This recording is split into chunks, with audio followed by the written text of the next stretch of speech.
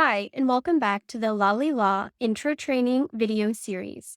My name is Bethany, and today I will be showing you how to add a manual payment to an invoice.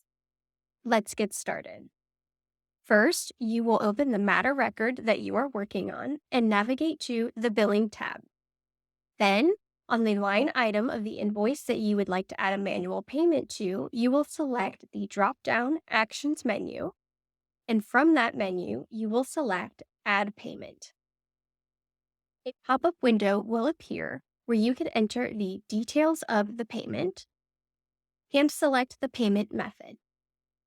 Please note that the payment amount in the top left corner of the pop-up window and the payment amount in the bottom right corner will need to match to process this manual.